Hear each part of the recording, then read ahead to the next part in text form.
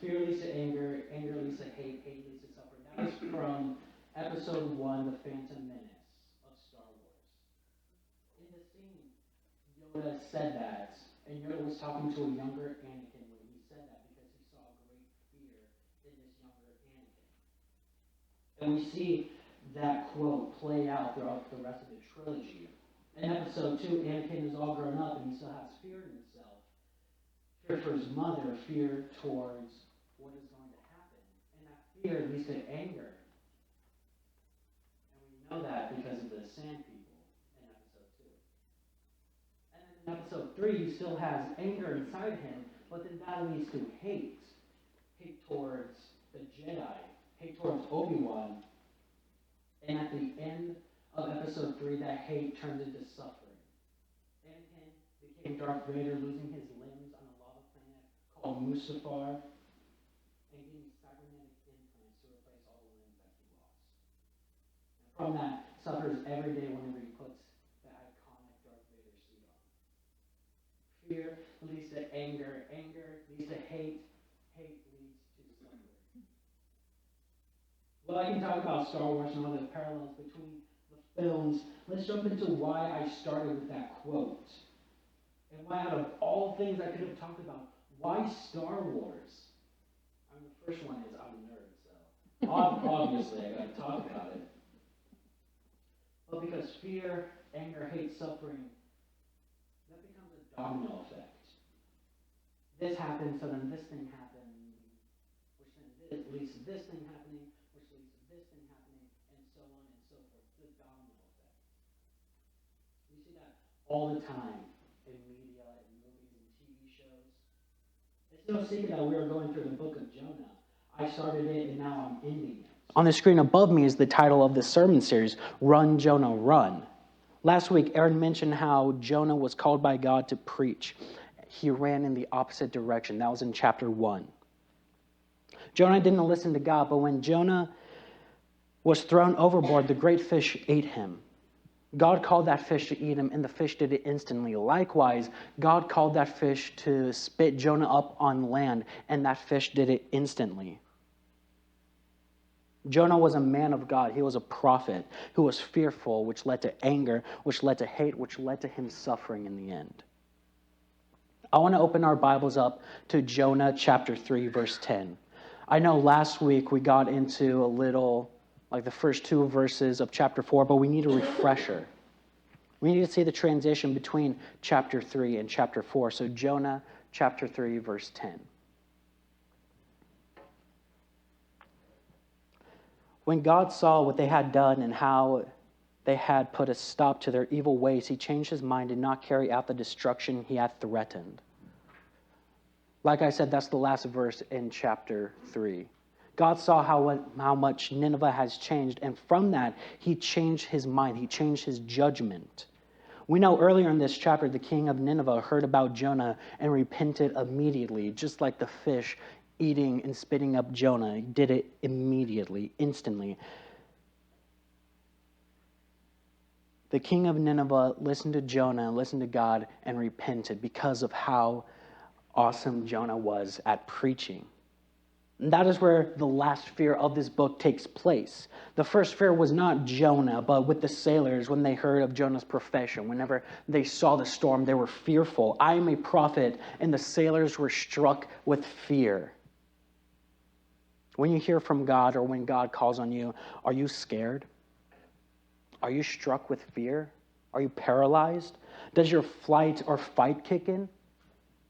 Do you listen to God even though you are scared? God, I hear you, but I'm trembling right now. God, I understand, but I'm just so scared right now. Fear, that is the first domino. The second domino is in the first 4 verses of chapter 4. So let's continue on with it. This change of plans greatly upset Jonah, and he became very angry. So he complained to the Lord about it. Didn't I say before I left home that you would do this, Lord? That is why I ran away to Tarshish. I knew that you are a merciful and compassionate God, slow to get angry and filled with unfailing love. You are eager to turn back from destroying people. Just kill me now, Lord. I'd rather be dead than alive if what I predicted will not happen. Then the Lord replied, is it right for you to be angry about this? This change of plans displeased Jonah. Now, if I was a preacher and I told the congregation to do something and they did it, I would be happy. I would be ecstatic. But that's not what Jonah did. Jonah preached and the people listened, and then he became upset. He became angry. He was angry that his preaching was so successful. If I was preaching and word got around about how successful my preaching was, I'd be amazed. I'd be so happy. I feel like I have a lot of pressure on me then. But Jonah became angry. And with that, the second domino falls. Jonah was angry because he went to preach about Nineveh's sin, and God granted repentance to the Ninevites.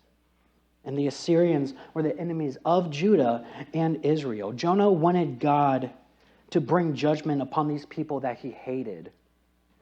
Going into Nineveh, Jonah knew that God was good and he was gracious and so full of mercy. That was why he was afraid to tell people to repent. That was why he ran away. That was because Jonah wanted God to bring punishment to the Assyrian capital. That fear built up inside Jonah that he had to run the opposite direction of Nineveh so he could escape from that fear. And from that fear comes anger. Then Jonah said that it is better for him to be dead than to be alive. Hearing that the people you did not like very much did what you said and repented was so painful for Jonah that he wanted to die instead of be alive and see how the capital turned out. What on earth do you think was going through Jonah's life or his heart that he would be in so much pain that he would rather die than to see the outcome of his work? That anger that Jonah felt consisted in almost genocidal attitude. Jonah would rather have the pleasure of watching his enemy be destroyed by God than to see them repent and to be with God. Can you think of any circumstances or experiences that would cause a person or believer to think or act in that way? Then God said, is it right for you to be angry? Is your anger justified? God likes to ask us questions all the time. Because when we get asked questions, especially a question like that, it requires us to think. It requires us to dig deep. We have to look inside our hearts and our minds. And from that, it reveals what is in our hearts. Jonah, in expressing his anger towards God, was honest about his feelings. He was angry. He was mad. How many of you have been angry at God or mad at God? I know I have. That's the truth. But that question, is it right for you to be angry, should be asked even to ourselves when we are angry, especially when we are angry at God. We must always remember that the Lord's way is always right, even when we don't quite understand what is happening. Even though we can't quite understand why these things happen, we need to understand that the Lord's way is always right. Sometimes saying that to ourselves is scary and it puts fear in us. I've been fearful before. I've been scared before. One time was whenever I was in elementary and middle school. My parents got me and my brother a dog. Now she was part Rottweiler and part Boxer, so she was strong and her name was Ginger. I had no problem picking her out whenever we were at the animal shelter, but as soon as we got home, she started barking. And she started barking at everyone who would knock on the door, who would walk past our window. We had a bike path in the back of our yard, so she would still bark towards those people riding their bikes or walking or doing whatever. But that wasn't the scary part. The scary part was whenever I would have to take her out, especially at night, because I was always afraid that there would be somebody walking or riding their bike and she would bark at them. Now, I said that she was part Rottweiler and Boxer mix, so that meant that she was strong. She was really strong. Anytime I would always take her out, I would try to sing to myself. I would try to talk to myself just to try to warn anyone away from the area that I was at. Originally, whenever I was young, I would just wrap the leash around me, and so I would just do that while taking her out. But anytime somebody would come by, either in the front yard or in the backyard, she would start barking, start running towards them, and I would fall down and be dragged through the mud.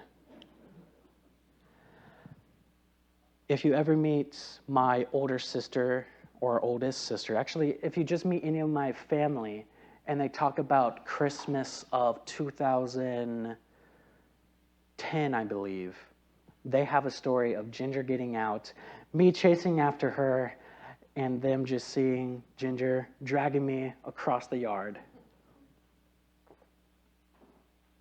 But I would be scared to take her out because I didn't want to fall down. I didn't want to be dragged across the yard. And that fear turned into anger because I would get mad at her. I didn't want to fall down, but it wasn't her fault. I didn't understand what she was doing aside from being a dog. Likewise, I have felt angry before. I have felt hate before. Fear leads to anger. As I am 22 years old right now, I know more about myself now than I did last week, last month, last year. And so I know what I need to do to remain calm, to remain cool. There was one time at work where I was trying to teach this new hire how to do stuff. And so I was like, hey, do you know how to get this stuff ready? And he wouldn't answer me. So I would ask the question again, hey, do you know how to do this? No answer. Hey, do you know how to do this? No answer. And that was starting to make me mad. He would ignore me, not pay attention to me when I was trying to show him how to do this stuff so that way I didn't have to babysit him. I wanted to yell at him. I wanted to leave so I could do other work and just make him finish setting up and to take care of everything. But instead, when I was the most angry at him, I took a deep breath in and I asked myself, what would Jesus do? I let that breath out and I apologized. I apologized. Hey, I'm sorry if I said or did anything that made you upset or made you angry or offended you. I didn't mean to do that. I was just trying to show you how to do these things. Fear leads to anger. Anger leads to hate. Hate is the third domino. Let's look at the rest of this chapter and finish out Jonah. Chapter 4, verse 5. When Jonah went out on the east side of the city and made a shelter to sit under as he waited to see what would happen to the city, and the Lord arranged for a leafy plant to grow there, and soon it spread its broad leaves over Jonah's head, shading him from the sun. This eased his discomfort, and Jonah was very grateful for the plant. But God also arranged for a worm. The next morning at dawn, the worm ate through the stem of the plant so that it withered away. And as the sun grew hot, God arranged for a scorching east wind to blow on Jonah. The sun beat down on his head until he grew faint and wished to die. Death is certainly better than living like this, he exclaimed. Then God said to Jonah, is it right for you to be angry just because the plant died? Yes, Jonah exclaimed. Even angry enough to die. Then the Lord said, you feel sorry about the plant, though you did nothing to put it there. It came quickly and died quickly. But Nineveh has more than 120,000 people living in spiritual darkness, not to mention all the animals. Shouldn't I feel sorry for such a great city? Jonah went to the east side of the city, to the east side of Nineveh, outside the city, because he still had hope that there would be destruction of the city. He went to the east because the sun rises in the east and sets in the west. So if he went to the north or the south or the west, then he would still have shade and it wouldn't be as impactful as it was. But also the east is where the gates open up. So he would have a great view of the destruction of Nineveh if that happened. The type of plant that grew has different variations depending on the translation that you used. But just as God prepared a great fish, he too prepared this plant for him. He prepared this plant to shelter Jonah as he waited. And as a side note, this is the first time that we see Jonah happy. Jonah is grateful. Jonah is happy. He is content. He is glad. But just like the verses before, this emotion, the two emotions that is present, very present, is anger and hate, or happiness and anger. These both emotions are fleshy emotions. So they're about self, happiness, anger. That's about self. That's about the situation that he is in right now. He's happy that he has shade. He is angry that Nineveh repented. But God took this plant, took Jonah's shade and threw it away. That worm that God prepared represented Israel's or Jonah's sin. And it was there to show how quickly the covenant could be destroyed. And Jonah's position is important here because, like I said, if it was in the west or the north or the south, he would still have shade at dawn. And he would have to wait till noon whenever the sun was at the highest for him to feel that scorching heat. It made him so uncomfortable that God took the plant away. Jonah wanted to die. Then God gave another question to ponder over. Is it right for you to be angry that the plant died? That's the second question God asked in this chapter. Jonah felt justified in his anger. Jonah had no personal attachment to this plant. Jonah did not invest time, energy, money into this plant, but yet he worshiped this plant because of how it made him feel at that specific moment in time. And when that plant left, he got angry. He had hate in his heart, and he suffered because of it. And that leads to the last domino. Suffering is the fourth and final domino. Jonah at that moment had made 3 errors whenever angry people get angry. The first is that they quit serving God.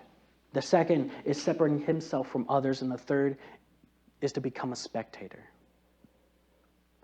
God showed Jonah that the plant came quickly and died quickly. Nineveh has more than 120,000 people in it. That is more than the population of Champaign. That is a little more than the population of Springfield. That is a huge city. That huge city has 120,000 people in it, not to mention all the plants and all the animals in there. But these people live in spiritual darkness. Or these people who can't tell their left hand from their right hand, or those people who don't know the difference between right and what is wrong. Should I not be more concerned with them? God is concerned because all these people are sinning, and they don't know that. They don't know that they're doing wrong. They're oblivious to it. If Jonah can feel sad over a plant, surely God can feel sorry for these people. These 120,000 people, surely God can feel sorry for them. And God leaves with that last question, one more question for Jonah to ponder over. Should I not be more concerned with them? And like Aaron said last week, this book ends on a cliffhanger. There is no 5th chapter. We don't know what happens next. Jonah went through fear, and fear leads to anger. Anger leads to hate, and hate leads to suffering. In the end, we see Jonah suffering. When I apologized to that new hire, I was still mad at him. I was still angry. But I felt proud about myself because even though I did nothing wrong, I still apologized. If I was younger, I would not be as wise as I am right now, and I would probably want to get even with him. Probably bumping into them often, knocking their food off, telling them to quit, do all these things so I could get revenge on them. Is that why Jonah didn't want to go to Nineveh? So he could get revenge on them? If I was younger, I definitely would want revenge, plotting what to do, how to do it. But instead of doing that, after my lunch, I thought of the best way to get revenge. And when we think of revenge, we tend to think of an eye for an eye. But that's not necessarily the truth. They hit me, so I'm going to hit them. But that leads to a snowball effect. You can see that if you grew up with siblings around your age, or you have little kids around the same age, or nephews around the same age. They hit me, so I hit them harder. But then they hit me harder, and I hit them harder. And it just builds like that, like a snowball. I don't think an eye for an eye, getting even with them, I don't think that's the best revenge. I think the best way to get revenge is simple. Lean closer. Simon says, lean closer. Apologize. Continue to show love to them. That is the best way to get revenge. Continue to show love to them. I told the new hire to use my work phone because that was faster. I told him when I was going on break. I didn't ignore him like he ignored me. The best revenge is not an eye for an eye, but to turn the other cheek. Not necessarily to get slapped on the other cheek, but to show that you still care, to show that you are still going to show love to them. And what I found is that whenever you apologize, even when you did nothing wrong, one of four things happen. The first is that they accept your apology and they apologize as well. Hey, I'm sorry for being a jerk. I didn't have breakfast this morning, or it's chaotic at home. Or they continue to be a jerk, and that guilt keeps them away at night whenever they're in bed thinking about their day. The third is that they continue to be a jerk, and people see that, and they don't like it. They don't want to hang out with this person anymore. Or the fourth is that they stop doing it, but they don't apologize because they see that you are still showing love. Jonah wanted revenge on Nineveh. He wanted to hurt Nineveh, an eye for an eye, he was thinking. That's why he ran away. That's why he disobeyed God. Fear leads to anger. Anger leads to hate. Hate leads to suffering. That hate of Nineveh led to Jonah wanting death as he suffered in the heat. I'm not saying to never fear. I'm not saying to never be scared. We're human. We're going to feel that way. Just don't let that fear turn into anger. But like I said, we're human. We're going to feel angry. And if that fear does turn into anger, don't let that anger turn into hate, because if that anger turns into hate, then that hate will turn into suffering. It's a domino effect. When we lose our comfort, we can very easily begin to doubt everything about God that we've come to believe and trust about God. Can you relate to that? Because I know I can. Have you seen that happen in your own life with someone else or in yourself? When we finish a story like Jonah, it leaves us with a perspective about God's character and about God's nature, as well as an opportunity to see a new perspective about ourselves as well. Fear leads to anger. Anger leads to hate. Hate leads to suffering. If you were Jonah, what ending would you like to give this story? If you all would bow your heads with me.